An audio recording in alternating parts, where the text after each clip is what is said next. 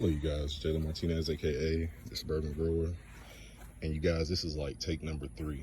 Every single time I come out here, every single one of my neighbors want to talk to me. So I guess I'm just Mr. Popular, but that's no problem. I'm just talking crap. Anyway, make a long story short, you guys, I know you see all the leaves down here. That's exactly what I was talking about. I came out here, did this video, and I was interrupted while making the video. The purpose of this video, you guys, is for one thing and one thing only. It is to harden off your citrus trees. The reason why you want to harden off your citrus trees is to give them a layer of protection whenever it comes to these up and coming fall and winter months. The reason why you do this is because I can say now I know this from experience, even though it sucks to be able to say that. Excuse me. What ended up happening earlier this year, nothing could have prepared us for that. I'm just going to say that outright. But in a normal winter, I could have left this tree uncovered and it would have done fine.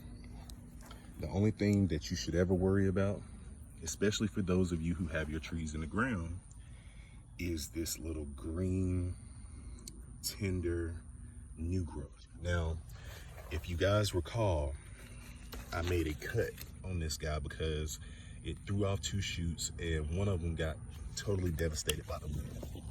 And if you look closely here, if you look down there at this little nub right here, that was the original Meyer lemon tree from last year. So it cut it right down to almost the root stock, but there was enough left to go ahead and reproduce the actual Meyer lemon and not a root stock. So with that being said, one thing that I want you guys to know is whenever you cut these tips on these branches, what's going to start to happen is you're going to have a flush of new growth that's going to start coming in here. Boom, boom, boom, boom. Then you're gonna start having your branches start turning into wood, not just that tender green new growth. And the reason why I wanted to show you guys this, I'm just getting over here to do this one last, but if you hold on really tight, I can show you. When I came out here and did the video the other day, I did the same thing to this guy. Let me let this focus. If you look closely here where my finger is, that's new growth, my friends. So all I did was came up here and cut the tips, and boom, she's coming in with all of these little new growth tips. I guess I could have waited about 2 more weeks to show you guys, but I'm really passionate when it comes to doing things to my trees that are going to eventually be beneficial.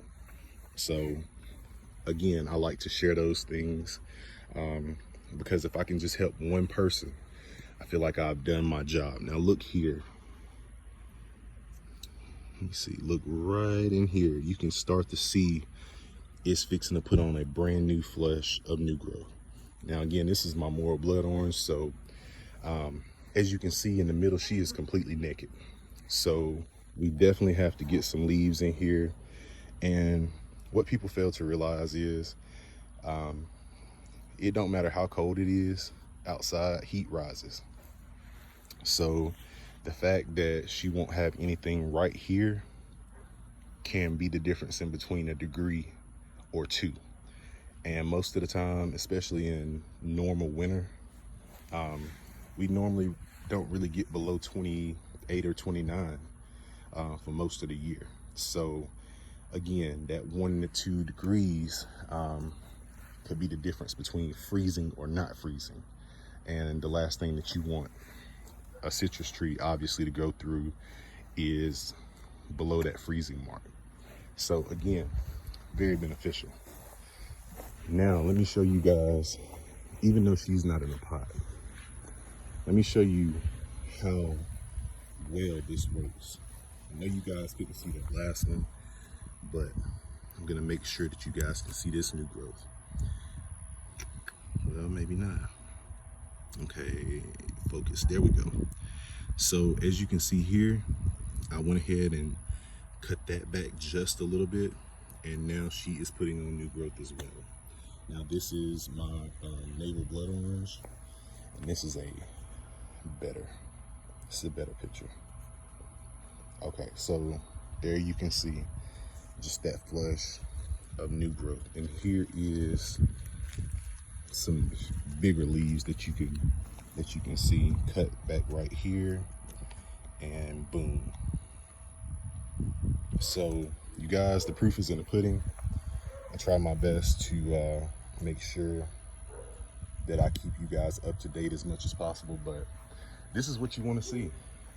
Every time you cut these guys back, and every time you go the extra mile, I know it sucks to dwarf the tree, if you will, but at the end of the day, the last thing you want is for this tree to bear a lot of fruit and not be able to support them, and now your branches are hanging down like this, and it's just not as aesthetically pleasing as it would be if you look down here, where you start having those trees again harden off. So as you can see, this is a huge pot.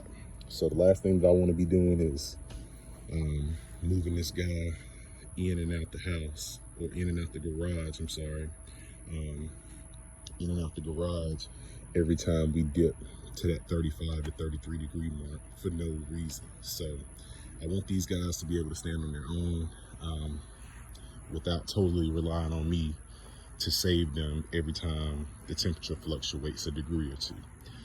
So you guys, I hope this is helpful, especially to the people who have citrus trees in the ground.